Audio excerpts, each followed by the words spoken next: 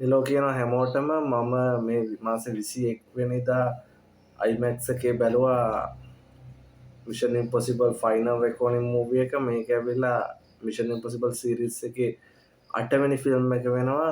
මීට කලින් ආපු Dead Reckoning movie එකට direct sequel එකක් හැටියට වැඩ කරනවා. එතකොට මේ ෆිල්ම් එක ගත්තොත් එහෙනම් IMAX බැලුවේ early access show එක Scope Cinema එකේදී. මේකේ අර IMAX screen එකේ බලනකොට ලොකු grand ෆීලිං එකක් එනවා. ඇත්තට මේක මේ චිත්‍රපටයේ තියෙනවා. ෆිල්ම් එක ගත්තොත් එහෙනම් මේක 2 hours and 50 minutes වගේ දාවන කාලයක් තියෙනවා. nearly 3 hours duration එකකට යන චිත්‍රපටයක් හැටියට මේක හඳුන්වන්න පුළුවන් වෙනවා. මේකේ තිබ්බ ප්‍රධානම දේ තමයි මේකේ එවිලා ඇත්තටම ස්ටේජ් 3කට බෙදන්න පුළුවන්. ෆස්ට් හාෆ් එකයි මිඩ් හාෆ් එක සහ ෆයිනල් හාෆ් එක. මේකේ මේ ෆස්ට් හාෆ් එකේ නම් ගොඩාක් අඩුපාඩු තිබුණා කියලා හඳුන්වන්න පුළුවන්. විශේෂයෙන්ම ෆස්ට් හාෆ් එකේ පේසිං වල ප්‍රශ්න තිබුණා.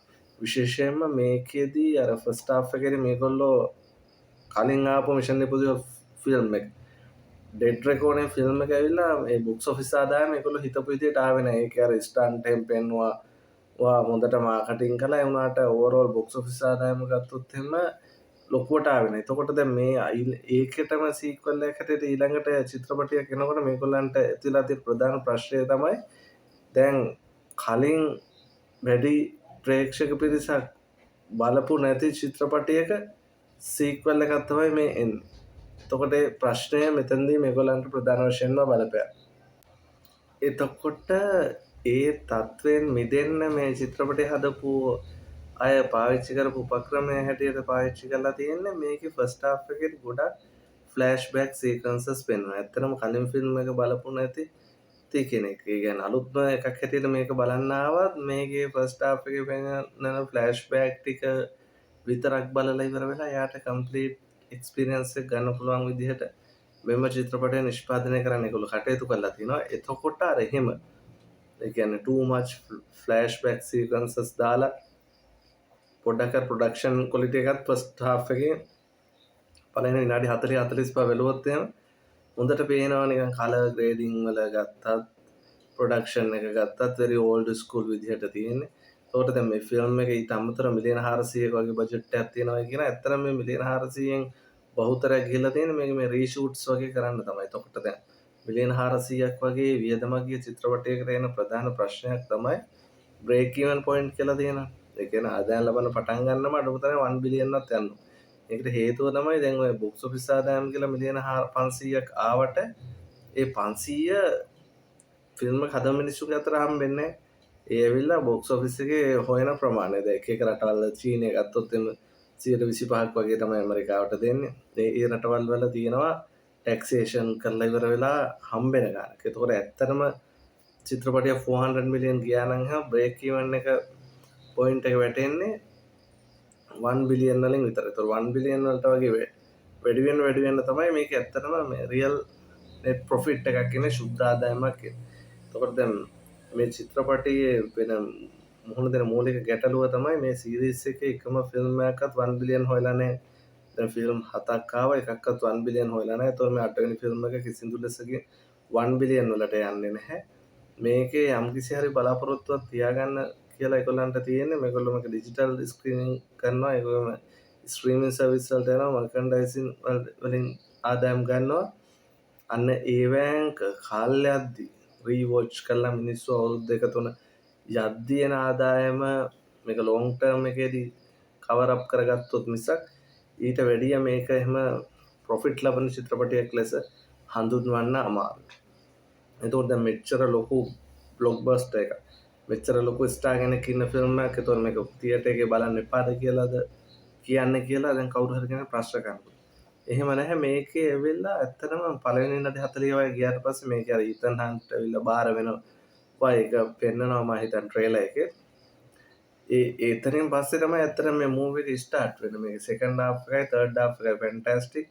අර ඔයගොල්ලෝ දකිනවා වගේ අර සෙවස්ටෝපෝල් එකට යන ඒ ඩයිව් සීක්වන්ස් එක ෆැබියුලස්ලි තියෙනවා. ඒක මම හිතන්නේ අන්ඩර් වෝටර් සීක්වන්ස් එක යනවා 40-45 මිනිට්ස් වගේ විශාල කාලයක් එකේ සීක්වන්ස් එක තියෙනවා. එතකොට ඒකම විතරක් ඒ සීකන්ස් එක විතරක් බලන්න වුණත් IMAX එකට ටිකට් එකක් ගෙවුවට පාඩු නෑ. මොකද it is worth it.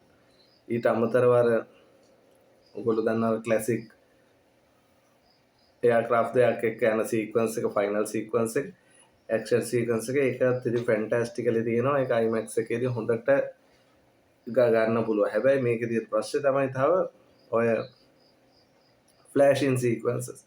ඒ වගේම ටක් ගාලා මූවින් වෙන ඒවා බලන්න බැරි එහෙම කෙනෙක් ඉන්නවනේ. මෝෂන් සෙන්සර් කෙනෙක්ම ඉන්නවා නම් පොඩ හෙඩෙක් වගේ ඇති වෙන්නේ මේ අවදානමක් තියෙනවා. ඒ ෆිල්ම් එකේ ස්පෙෂලි අර මේ එයාක්‍රාෆ්ට් සීකන්ස් එකේදී කැමරා මූවමන්ට්ස් කරනකොට අර මෝෂන් සෙන්සර් තියෙන ඔය ෆස්ට් පර්සන් ෂූටර් ගේම්ස් එකම ගහන්න බැරි සමහරු වෙන්නේ. ඒවයි කෙනෙක්ට සමහර විට අර ලොකු IMAX ස්ක්‍රීන් එක බලනකොට ඒ වගේ ගැටලු ඇතිවීමේ පොඩි අවදානමක් තියෙනවා. එතකොට මේක ස්ටෝරි ලයින් එක ගත්තොත් එහෙම අර කලින් ෆිල්ම් එක නැවතුර තැන ඉඳන්මයි පටන් ගන්නෙ. එන්ටිටි කියන ඒ ආටිෆිෂල් ඉන්ටෙලිජන්ට් එකයි ඒ එන්ටිටි එක මේ මුළු ලෝකෙම තියෙන ගවර්න්මන්ට් සහ ඉන්ටෙලිජන්ස් සර්විසස් මැනිපියුලේට් කරලා ඒවා කන්ට්‍රෝල් එක ගන්නත් ඊට පස්සේ එන්ටිටි එක විසින් ලෝකයේ තියෙන සියලුම ප්‍රබල රටවල් වල තියෙන නාස්තික ශක්තිය තමන්ගේ ග්‍රහණයට ගන්නත් දරන උත්සාහයත් ඒ උත්සාහය වළක්වන්න ලෝකෙන්න සියලුම දෙනාගේ අවසාන ගැලවුම්කරු වශයෙන් ඊතන් හන්ට් පැමිණීමත් මේ එන්ටිටි එක ඇමරිකානු රජයට පවත්වාගෙන යනවාද එහෙම නැත්නම් මේක විනාශ කරනවාද කියන එක පිළිබඳව එන අයිඩියොලොජිකල් ගැටුමක් තමයි මේ චිත්‍රපටය පුරාවටම අපිට දැක් ගන්නට හැම්බෙන්නේ. මේකේ ඊතන් හන්ට් ඇවිල්ලා අර ඕල්ඩ් ස්කූල් ෆෑන් බෝයිස්ලා කැමති වෙන ඒ වයිබ් එක ගේනවා. ඒ වගේම අර ඉස්සර මූවිස් වල තිබුණා වගේ ෆයිට් සීක්වන්සස් තියෙනවා. මේකේ අර එක ෆයිට් සීක්වන්ස් එකක් තියෙනවා. මේ ටොම් ක්‍රූස් අර අන්ඩර්වෙයා එකක් විතරක් ඇඳගෙන ෆයිට් කරන සීක්වන්ස් එකක්. ඒක ඇවිල්ලා ඉතින් අර ඉස්සර අර ආපු රම්බෝ චිත්‍රපටි ආනල්ඩ් කිව්වා වෑන් ඩෑම්ගේ ෆිල්ම්ස් වල තිබුණු ඒ වයිබ් එක දැක ගන්න හම්බෙන අවස්ථාවක් හැටියට හඳුනා ගන්න පුළුවන් වෙනවා. එතකොට මේ මූවී එකේ ස්කෝර් එකකට මම ගොඩක් කැමතියි. මියුසික් පැත්තෙන් හොඳටම තිබුණා. ඒ වගේම අර මම කිව්වා වගේම මේක අර සෙකන්ඩ් ඇන්ඩ් තර්ඩ් හාෆ් දෙක ඒ දෙකේදී මූවී එක ඇවිල්ලා කම්ප්ලීට්ලි ඩිෆරන්ට් ටෝන් එකකට යනවා. ස්ටේක්ස් හයි කරනවා. ඒ වගේ තත්ත්වයක් තියෙනවා. ඊට අමතරව මේකේ මම දැක්ක තව එක අඩුපාඩුවක් තමයි දැන් කලින් මූවී එකේදී අර ගේබ්‍රියල් කියන විලන්. ඒ ගේබ්‍රියල් කියන විලන් නැවිලා ලොකු එන ඩෙප්ත් එකක් තියෙන very dark witty and dangerous villain කෙනෙක් හැටියට සෙටප් කරනවා. එයාට හොඳ බෑක් ස්ටෝරි එකක් දෙනවා. එයාට හොඳ ස්ක්‍රීන් ටයිම් එකක් දෙනවා. එතකොට මේක ෆෝමිඩබල් ෆෝස් එකක් හැටියට පෙන්නනවා මේ ඊතන් හන්ට් හම්බෙන්. ඒත් මේකේ වෙන ප්‍රශ්නය තමයි මේ ෆිල්ම් එකේ මේ ඒ කිසිම දෙයක් මේ يعني ගේබ්‍රියල් කියන කැරක්ටර් එක දැන් එයා මේ එන්ටිටි කියන එකට එයාව යූස්ලස් වෙනවා. එතකොට he was like nothing. එතකොට අර මෙච්චර අර කලින් එකේ දීපු ඒ ක්‍රියේට් කරපු වයිබ් එකට මොකද වුනේ කියන ගැටලුව එනවා. මේකෙත් ගේබ්‍රියල් තමයි විලන් හැටියට ඉන්නේ එන්ටිටි එකට අමතරව. මොකද එන්ටිටි කියන එක ඇවිල්ලා මේක AI එකක් නේ. එතකොට මේක ඇවිල්ලා අර හියුමනිස්ටික් කැරක්ටර් එකක් මේක ඇතුළට දැම්මේ නැත්නම් හිම අර ඔඩියන්ස් එකට ඒ ෆීලිං එක දීමේ ගැටලුව මෙතනදී ඇති වෙනවා කියලා කියන්න පුළුවන්. එතකොට ඕවරෝල් ගත්තොත් එහෙනම් මේක 3D නෙමෙයි බැලුවේ IMAX බැලුවා. මම හිතන්නේ 3D රිලීස් වෙන්නෙත් නැහැ මේ මූවී එක. ඕවරෝල් ගත්තොත් එහෙනම් ෆැන්ටස්ටික් මූවී එකක්. නියම සීක්වන්ස් ටිකක් තියෙනවා. මම කිව්වා වගේම අන්ඩර් වෝටර් සීක්වන්ස් එක හොඳයි. අර අන්තිමට යන ප්ලේන්ස් වල යන සීක්වන්ස් එක ෆැන්ටස්ටික්. ස්කෝර් එක හොඳයි. ස්ටෝරි ලයින් එක කෙලින්ම කන්ටිනියුේෂන් එකක් යන්නේ. කලින් එක එකපාරක් බලලා තිබුණොත් ඇති. සමහරු කියනවා මේ කලින් මූවිස් හතම රීවොච් කරලා මම මේක බලන්න ගියේ. මේක end of the time මේකෙන් පස්සේ ඉවර වෙයි කියලා මම හිතන්නේ නැහැ. දැන් ඕන කෙනෙක් දන්නවා දැන් ෆයිනල් ඩෙස්ටිනේෂන් එකෙත් ආවනේ දැන් 2011 කලින් එක ආවේ. දැන් අවුරුදු 14කට පස්සේ තවත් එකක් ආවනේ. මොකද ඒ වගේ නමක් තියෙන එන්ට්‍රි එකක් හදාගන්න හොලිවුඩ් වල ලොකු අපහසුතාවයක් තියෙනවා. ඒකින්ද හැමදාම හොලිවුඩ් වල කලේ දැන් සුපර්මෑන් උතා එනවනේ අලුතෙන්. ෆැන්ටස්ටික් ෆෝර්ත් එක.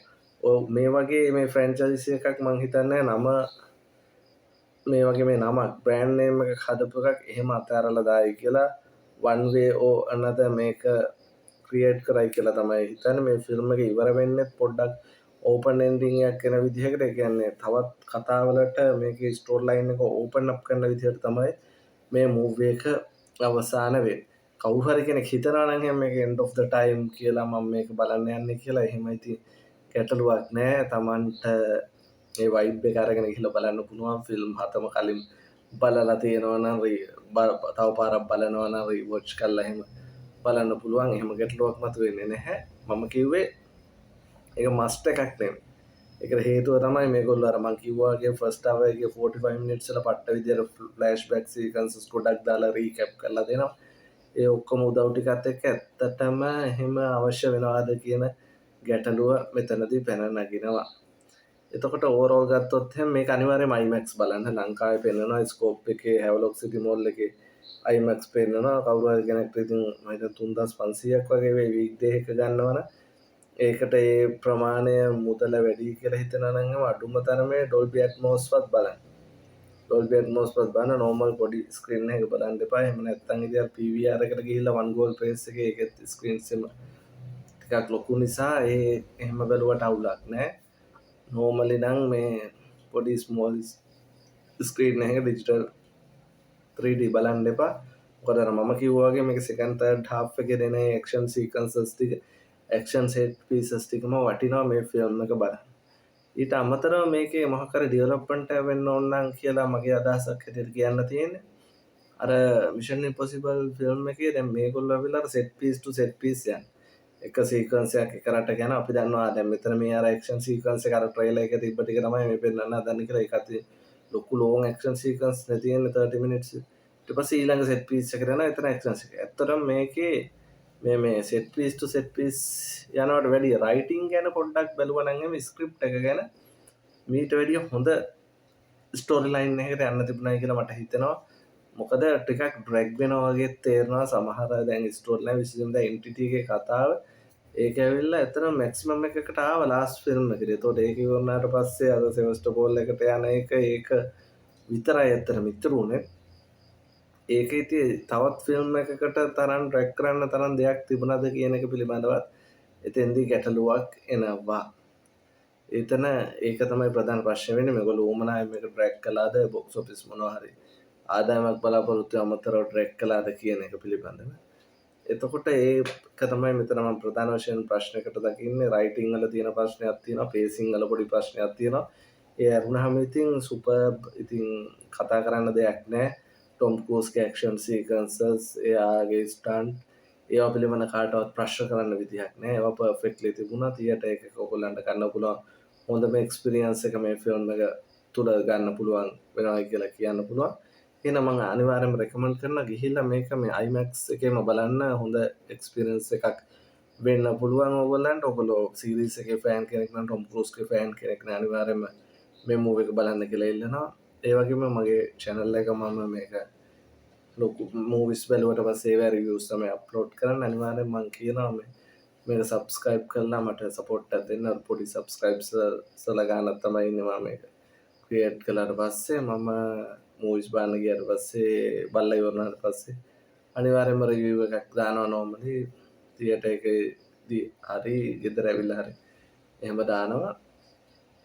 එහෙම තමයි. ඒක හින්දා මම ඔයගොල්ලන්ගේ අනිවාර්යෙන්ම ඉල්ලනවා මාව සබ්ස්ක්‍රයිබ් කරලා සපෝට් කරන්න කියලා. මේ වීඩියෝ එක බලපු හැමෝටම thank you.